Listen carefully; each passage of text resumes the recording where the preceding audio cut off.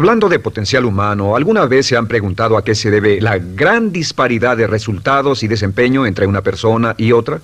Una persona que percibe $250,000 anuales no es 10 veces más astuta ni mejor que una persona que percibe $25,000 anuales. ¿Por qué la diferencia de 10 veces sus ingresos? Y si tomamos a una persona que percibe $2,5 millones al año, ¿será esa persona 100 veces mejor, más astuta que la persona que gana $250,000?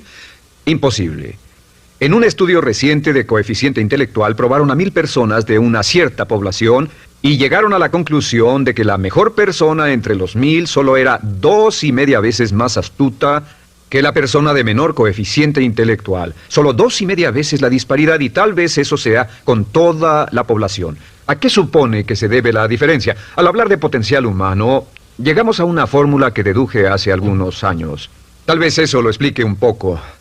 La fórmula comienza con lo que llamamos AI, o sea, atributos innatos, las cualidades, la inteligencia, la habilidad, el temperamento, cosas con las que se nace que no pueden cambiarse mucho. Además de los atributos adquiridos.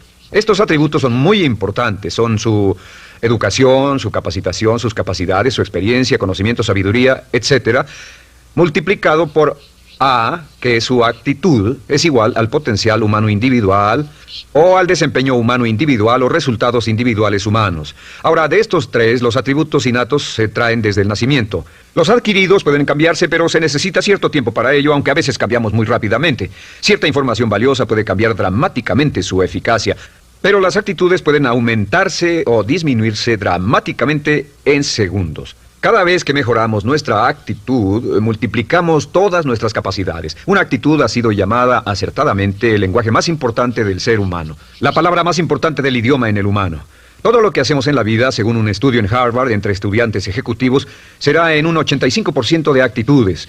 Un 85% de su éxito estará determinado por su actitud. Eso significa que está determinado por cuán positivo o cuánta actitud mental positiva se tenga. Las personas con actitudes mentales positivas tienden a avanzar más rápidamente, se mueven hacia la cima en organizaciones valiosas, ganan más dinero, sacan más satisfacción de la vida. Una actitud mental positiva no significa que baile por las calles y arroje flores. Solo significa que tome una actitud constructiva en general o se aproxime hacia su trabajo, su vida, sus problemas, relaciones, etc. Según el informe Cox de las empresas americanas, según la revista Success, un 85% más de todo lo que se logra se debe a la actitud. Y la pregunta es, ¿de dónde vienen las actitudes? Las actitudes vienen de las expectativas. Muy simple, ya hablamos de eso. Y una forma muy poderosa de mejorar su actitud instantáneamente es decir, aunque no lo crea, pienso que algo maravilloso va a ocurrirme hoy. Como dijimos antes, nuestras expectativas sobre los desenlaces determinan nuestra actitud. Si espera que las cosas salgan bien, tendrá una actitud positiva. Si espera que salgan mal, tendrá una actitud negativa. Y lo maravilloso es que podemos fabricar nuestras expectativas. Podemos esperar lo que deseamos. Podemos esperar cosas buenas, cosas malas, y no nos decepcionaremos. ¿De dónde surgen nuestras expectativas? Nuestras expectativas surgen de nuestras creencias y de nuestros valores. Son el centro de los factores motivacionales de nuestra personalidad, nuestras creencias, y esto nos conduce a un entendimiento del potencial humano. Significa básicamente que nuestra actitud es una expresión externa de lo que está ocurriendo internamente, y esto es consistente con las leyes mentales. Con respecto a las creencias, cada uno de nosotros tiene muchas creencias en el fondo que los psicólogos llaman los conceptos propios. El concepto propio, o su descubrimiento, es considerado por muchos como el logro único y más importante para comprender el desempeño humano en el siglo XX. Yo estoy de acuerdo. El concepto propio es como, si queremos usar una analogía militar, el centro de mando. O si queremos usar una analogía técnica, es el programa central de su computadora básica. Es un grupo de creencias, valores, actitudes, sentimientos, ideas, etcétera, almacenadas en el fondo de nosotros y son el resultado de casi todas las experiencias que hemos tenido en la vida. Y algunos investigadores dicen que el concepto propio comienza a formarse aún antes del nacimiento, pero el concepto propio, una vez colocado, precede, predice y determina sus niveles de eficacia y desempeño en todas las áreas de nuestra vida. El concepto propio se convierte en el centro de mando o el programa maestro. El concepto propio de este grupo de creencias determina lo que dirá, lo que hará, cómo actuará, cómo se siente y reacciona, etc. ¿Qué significa esto? Significa que todas las mejoras en su vida externa, todos los cambios en su realidad comienzan con un cambio en su concepto propio. Les voy a explicar lo que significa. Esta es una gráfica muy simple. Hablamos de potencial humano y decimos que la persona promedio usa un 10% o menos de su potencial. Según investigaciones, tal vez es mucho menos. El Instituto Stanford Brain en Santa Clara, California, estima que tal vez se aproxime a un 2%. Seremos generosos y diremos que la persona promedio usa un 10%. Significa que en los mejores casos, la mayoría, como usted o yo, no usamos un 90% de nuestro potencial. Uno de los mejores filósofos, Oliver Wendell Holmes, dice que la tragedia de la persona promedio es que llegan a la tumba con su música aún por dentro. Aún están funcionando con mucho menos de su potencial total. Y esto es el potencial humano. Sabemos que existe una relación directa entre el potencial humano y el concepto propio. Pero como nuestros conceptos propios o nuestras estimaciones de nosotros mismos generalmente son mucho menores de lo que debieran ser, nuestro nivel de desempeño y eficacia también es menor. Sabemos que nuestro concepto propio es altamente subjetivo.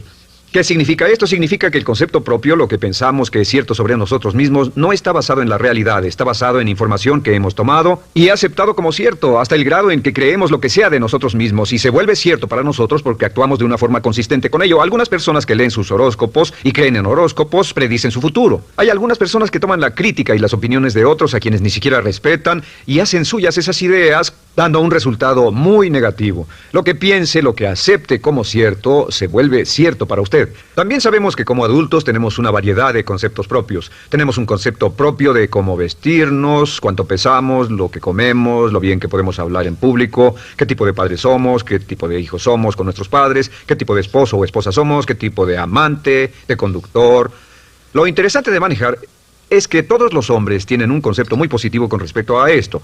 Las mujeres no entienden esto, pero los hombres nacen con un genio inherente para manejar. Todos los hombres son choferes excelentes. Si no lo creen, todo lo que tienen que hacer las mujeres que están viendo esto es pensar en la última vez que trataron de corregir la forma de conducir de un hombre y recordarán que no obtuvieron buenas respuestas. ¿Cómo respondemos ante alguien que desafía nuestro concepto propio, sugiriendo que no somos las personas que pensamos ser? Estamos a la defensiva, nos enfadamos, nos irritamos, es difícil que nos traten. Tenemos un concepto propio de lo creativos que somos, lo inteligentes, lo rápido que leemos, lo bueno que somos en los deportes, y si practicamos una gran variedad de ellos, tenemos un concepto propio para cada uno de ellos. Tenemos un concepto propio de lo bien que cocinamos, de lo bien que educamos a nuestros hijos, de lo bien que limpiamos nuestra casa, los autos que manejamos, etc. Y también de lo que valemos por lo que ganamos. Es muy interesante saber que nunca ganamos más del 10% de nuestro concepto propio en ingresos. Nuestro concepto propio determina nuestro nivel de ingresos. Este nivel de concepto propio se llama zona de confort. Y aunque querramos más dinero, veremos que la tendencia humana natural de todas las actitudes es luchar por lograr entrar a la zona de confort y luego quedarnos ahí. Si ganamos un 10% por encima de nuestro concepto propio de ingresos, tendremos una necesidad imperante de deshacernos de ese dinero. Lo donaremos, lo gastaremos en forma extravagante y hasta lo perderemos si recibimos demasiado. Las personas que ganan la lotería siempre están quebradas a los 2 o 3 años. Queman el dinero porque ese dinero está más allá de su concepto propio. Si gana 10% o menos de su nivel de concepto propio, se descubrirá luchando, trabajará más duro, más tiempo, pensará en forma más creativa, buscará diferentes formas para aumentar sus ingresos o sus segundos ingresos. La única forma de mejorar cualquier parte de su vida, incluyendo sus ingresos, es aumentando el nivel del concepto propio de sus ingresos, comenzando a pensar en usted como si estuviera ganando más dinero. Si quiere bajar de peso, la única forma en que podrá lograrlo es pensando en que está delgado. Piense en usted mismo como una persona más delgada. Si quiere volverse una persona más popular, más amorosa, más feliz o más sana, comience a pensar una y otra vez en esas cosas hasta que se vuelvan parte de su nuevo concepto propio. Hablaremos de eso más adelante. Es una parte esencial de la programación de su mente hacia el éxito. Su concepto propio global está determinado por el promedio de sus conceptos propios en las áreas que considere importantes.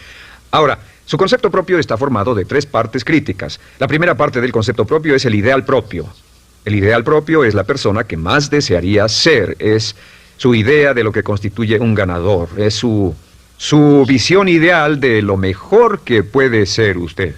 Nada más, una de las cosas que sabemos de las personas con éxito es que las personas con éxito tienen ideales propios muy claros, ideales claros de quién quieren ser en el futuro.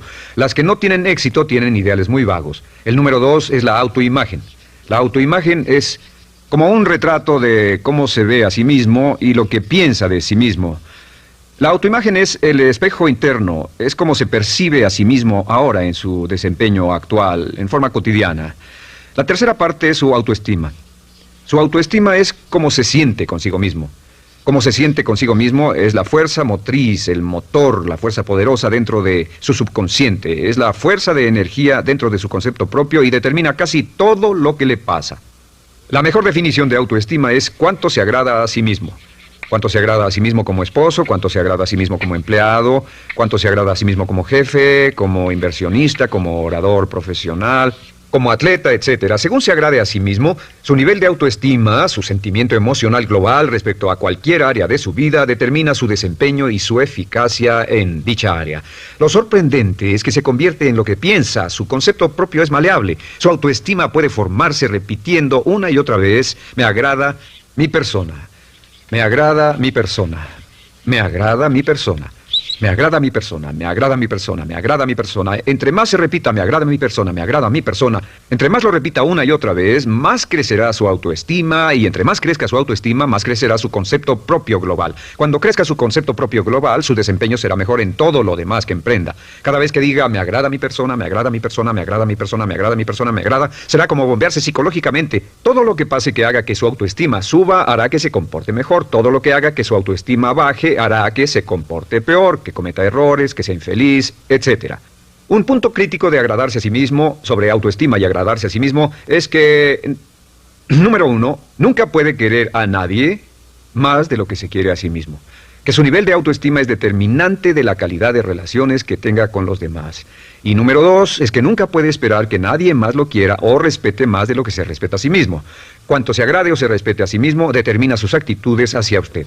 Todas las escuelas de psicología actualmente están de acuerdo en el hecho de que depende de lo que usted realmente se quiera y se respete a sí mismo como un ser humano valioso e importante, tiene efecto sobre todo lo que le pase. Cuánto se agrade a sí mismo, y lo que puede hacer es mejorar su autoestima diciendo: me agrada mi persona, me agrada mi persona, me agrada mi persona, me agrada mi persona. Y esto nos lleva a la pregunta: ¿de dónde viene el concepto de autoestima? Y descubrimos que el concepto propio es maleable, puesto que no nace con este concepto propio, no nace con ninguna idea sobre sí mismo, no nace con autoimagen ni autoestima, nace en cierto modo como potencial propio. Es la mejor forma de plantearlo. La persona promedio llega al mundo como potencial puro. Y no tiene el concepto propio de que todo lo que es ahora, todo sentimiento que tiene, toda actitud o valor, tuvo que aprenderlo en el transcurso de su vida. También sabemos que el niño llega al mundo con una necesidad imperante de amor y contacto. Y como una gran cantidad de investigaciones lo indican, necesitamos mucho amor y contacto durante toda nuestra vida, pero en especial durante nuestros años de formación, porque de niños aprendemos quiénes somos, cuánto valemos, si somos importantes, inteligentes, amorosos, chistosos.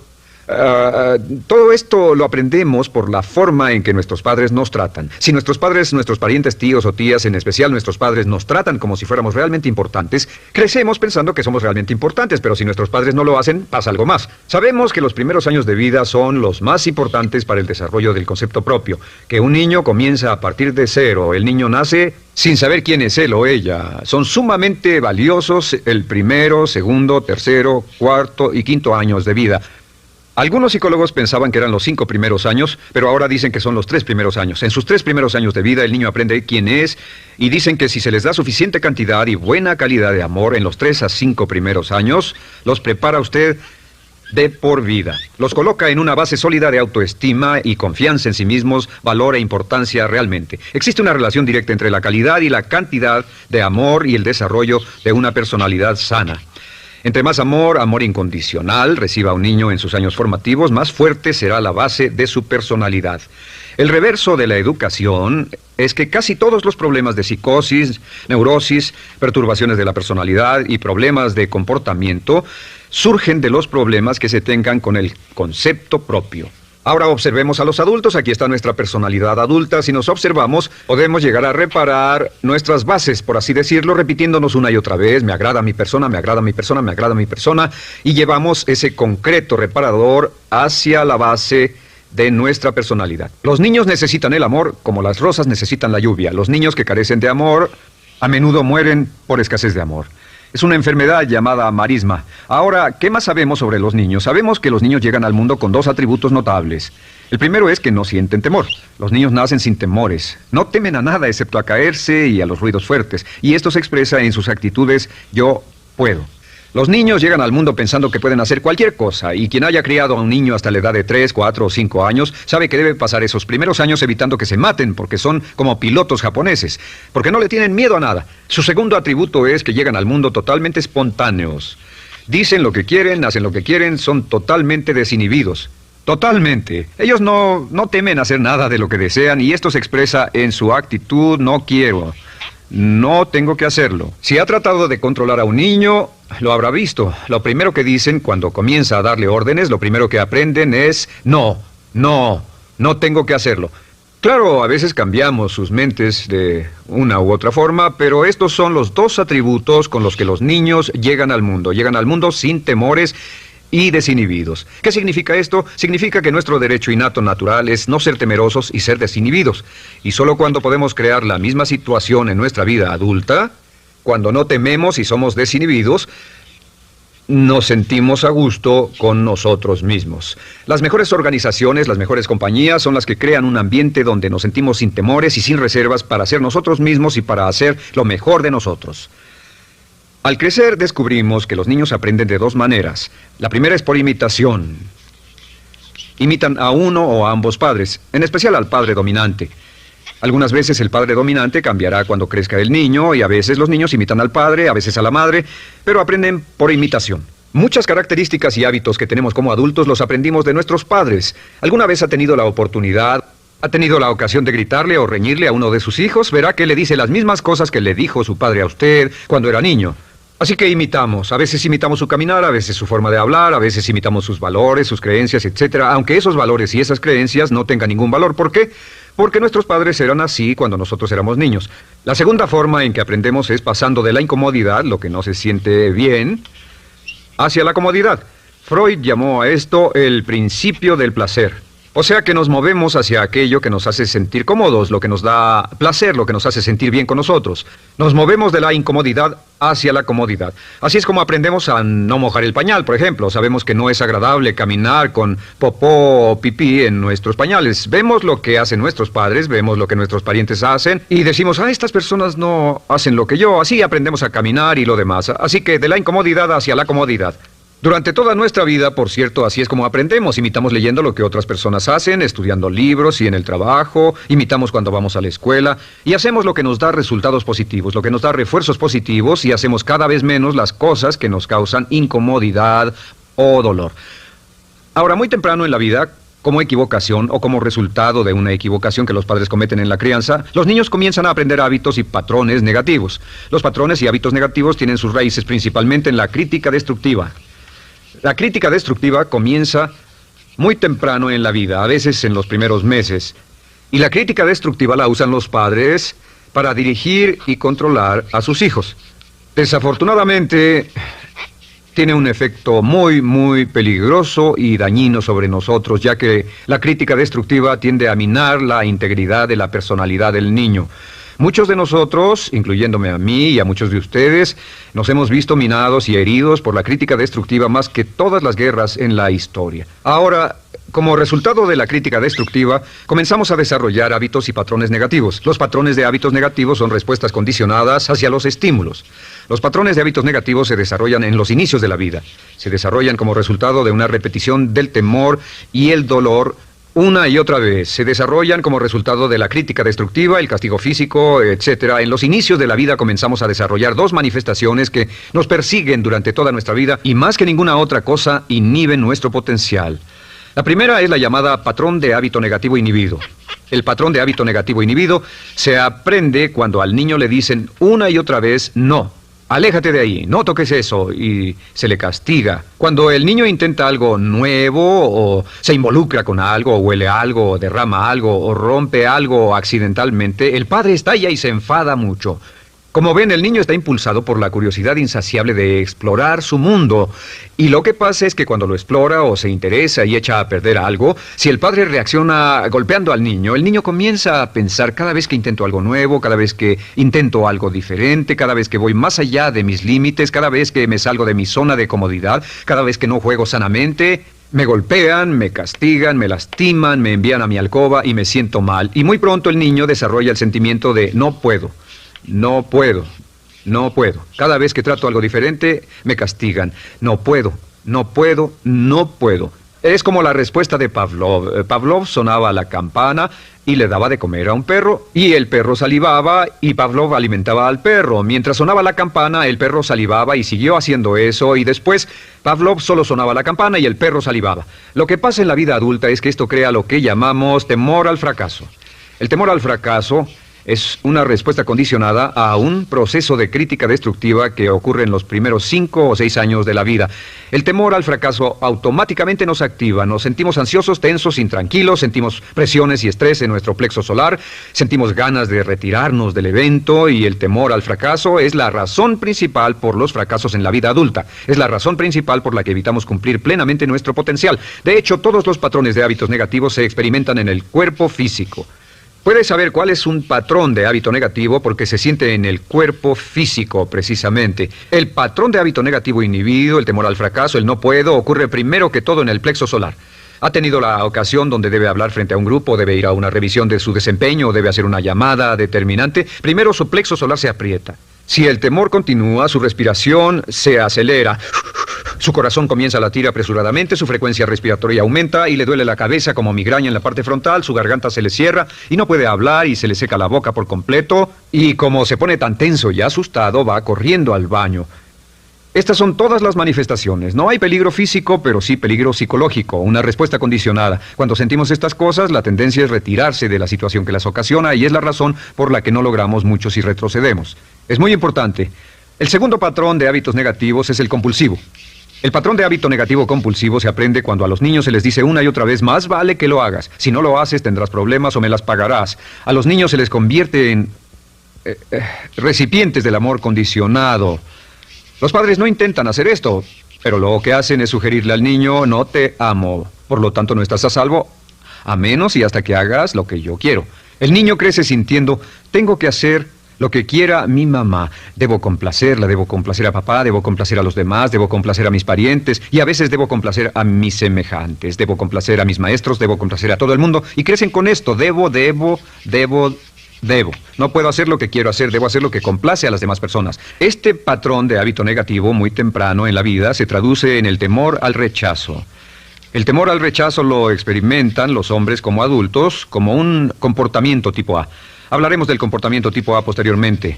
El comportamiento tipo A es una necesidad compulsiva o excesivamente compulsiva de complacer de algún modo a alguien sin normas de comportamiento, prácticamente sin pensarlo. El temor al rechazo nos impulsa, nos hace muy sensibles a las necesidades de los demás. Hacemos cosas que otras personas quieren, no hacemos lo que nosotros queremos. Siempre estamos tratando de complacer a los demás. Tenemos preocupaciones o nos importan las opiniones, sentimientos y actitudes de otros hasta el punto donde ocultamos nuestras necesidades. El temor al rechazo se siente en la columna del cuerpo. Se divide el cuerpo a la mitad y se siente hacia abajo en la mitad posterior del cuerpo. El primer lugar donde comienza a sentirse el temor al rechazo es generalmente en los hombros y el cuello. Nos sentimos entumidos, duros, tensos. Cuando tenemos mucho que hacer, sentiremos un estrés tremendo en la columna. Los músculos se estiran en la parte posterior. A veces se manifestará como flebitis y venas varicosas, y a menudo nos darán dolores de cabeza en la parte posterior de esta, porque las arterias carótidas que llevan la sangre hasta la cabeza, los músculos a su alrededor se contraen y la cantidad de sangre que fluye hacia la cabeza fluye más lentamente y se siente un terrible dolor de cabeza en la parte posterior.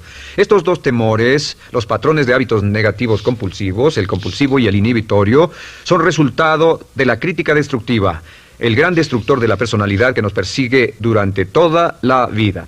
Y lo maravilloso de todo esto es que, como son patrones de hábitos aprendidos, podemos olvidarlos. Podemos acabar con el temor al fracaso que nos detiene. Podemos acabar con el temor al rechazo que hace que hagamos cosas que complacen a los demás en vez de complacernos a nosotros, trabajando con nuestra propia autoestima. Porque existe una relación inversa entre la autoestima y el patrón de hábitos negativos. Porque entre más se agrade a sí mismo, menos teme al fracaso. Entre más se agrade a sí mismo, menos teme al rechazo. Entre más se agrade a sí mismo, menos temerá a cualquier cosa. Y si sigue repitiendo: me agrada mi persona, me agrada mi persona, me agrada mi persona, una y otra vez, si sigue diciendo esto, con el tiempo su autoestima sube más y más y más y más, y sus temores, desde luego, bajan. Cuando su autoestima sube, sus temores van en dirección opuesta. Ahora, ¿cómo enfrentar la crítica destructiva si debe criticar a otras personas? Pues eso es muy simple. Muchos padres nos han preguntado eso. ¿Cómo se controla a los niños? Una de las claves para controlar a los niños es dirigirlos para que hagan algo constructivo en lugar de hacer algo destructivo. Otra cosa que debe recordarse es que lo que quiere hacer es que quiere dar una crítica informativa, crítica constructiva, lo que significa que se les dice a los niños lo que pueden hacer o a los adultos lo que pueden hacer mejor. Todo el propósito de dar retroalimentación de cualquier tipo es mejorar el desempeño. Si es padre o si es jefe o si es una persona en una relación, si una persona está haciendo algo malo o inadecuado, todo el propósito de darles cualquier tipo de retroalimentación es para que puedan hacerlo mejor. Sin embargo, existe una relación directa entre la autoestima y la crítica destructiva. Cada vez que se critica a una persona, su autoestima baja. Y cada vez que su autoestima baja, su habilidad para desempeñarse baja. Si critica a una persona en forma destructiva demasiado tiempo, llegará a un punto donde no intentarán nada. Se convierte en lo que llamamos hipersensible. Un adulto hipersensible es aquel que no puede aceptar críticas de nadie. Un adulto hipersensible es una persona que está muy tensa, ansiosa, si siquiera sugiere que no está haciendo lo correcto. Si trata con un adulto hipersensible, la clave es sentarlo y recordar 4 cosas. Número 1, comenzar con alabanzas. Número 2, proteja la autoestima de la persona a toda costa. Número 3, discuta el desempeño y no a la persona. Hable del comportamiento más que de la persona.